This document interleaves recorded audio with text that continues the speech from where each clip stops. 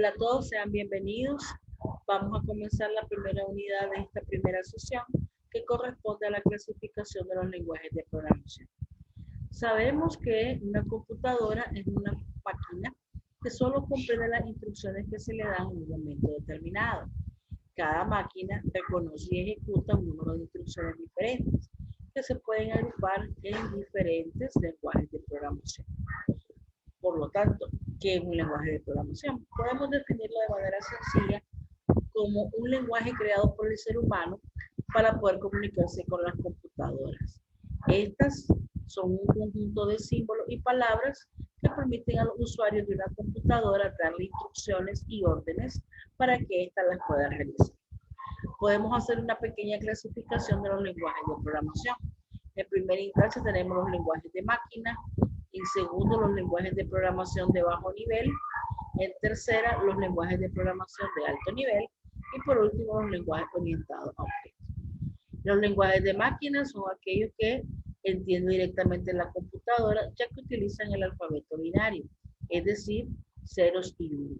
Con estos dos únicos dígitos, que nosotros los conocemos con el nombre de bit, podemos formar cadenas binarias, que son combinaciones de 0 y 1, y son por las que se escriben las instrucciones que el microprocesador de la computadora va a ejecutar.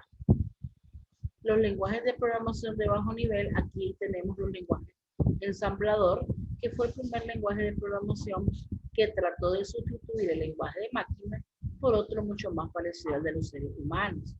Este programa fuente es un conjunto de instrucciones escritas en lenguaje ensamblador y cuyo objeto es la traducción al lenguaje de máquina del programa.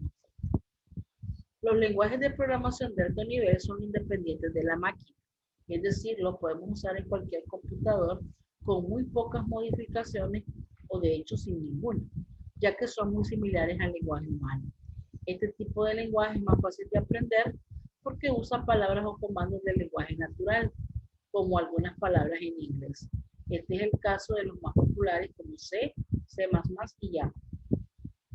Ellos a su vez están subclasificados como lenguajes de programación imperativos, y ahí podemos mencionar a COBOL, Pascal, C y Ada, lenguajes declarativos como Lisp y Prolog, lenguajes orientados a objetos como C++ y Java, y lenguajes de programación naturales, que son los nuevos lenguajes que pretenden aproximar el diseño y la construcción de programas al lenguaje de las personas. Por último, tenemos los lenguajes orientados a objetos. Estos se llaman así porque implementan los conceptos definidos por la programación orientada a objetos. Estos conceptos no son una condición, sino que son una referencia para definir que un lenguaje es orientado a objetos. Existen conceptos que pueden estar ausentes en un determinado lenguaje y eso no invalida su definición como lenguaje orientado a objetos. Quizás las condiciones mínimas necesarias las provee el formalismo, que modeliza mejor las propiedades de un sistema orientado a objetos, que son los tipos de datos abstractos. Según esta idea, cualquier lenguaje que permita definir tipos de datos, operaciones nuevas sobre esos tipos de datos y de instanciar el tipo de datos, podría ser considerado como un lenguaje orientado a objetos.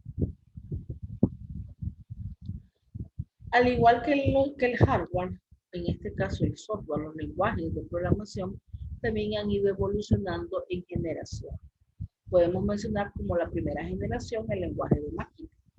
La segunda generación es la primera aparición del lenguaje ensamblador. La tercera generación se crean los primeros lenguajes de alto nivel como Pascal, C y COBOL. En la cuarta generación son los lenguajes capaces de generar código por sí solos.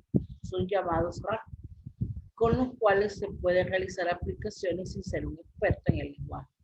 Ejemplo de ello tenemos Visual, Natural y Adobe. Y la quinta generación se encuentran los lenguajes orientados a la inteligencia artificial.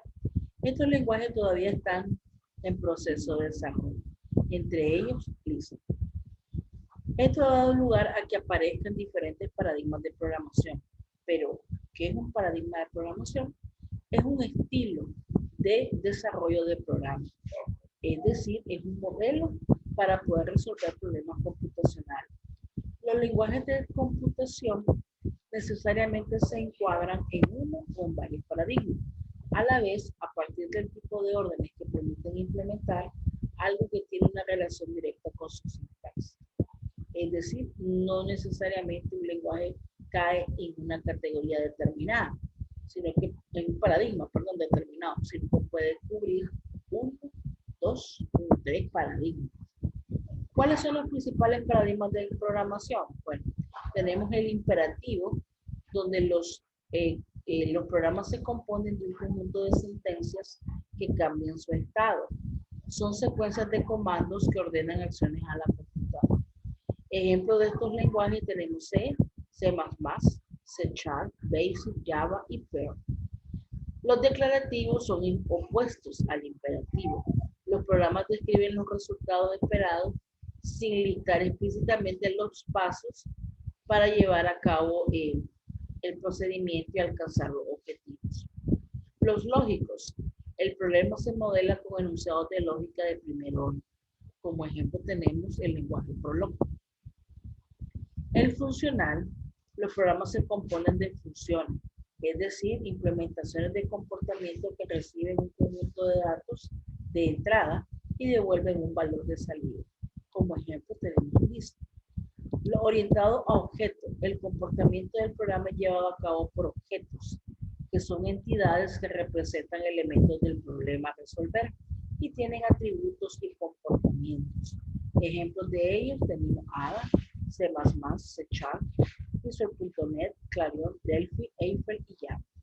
Otros son de aparición relativamente reciente y no forman parte del grupo principal, que son los dirigidos por eventos y los orientados a aspectos. Cada paradigma es ideal para la resolución de un conjunto de problemas particular, por lo que no puede decirse que uno sea necesariamente mejor que otro. Bien, veamos en el siguiente video cuáles son los elementos esenciales que necesita un lenguaje de programación.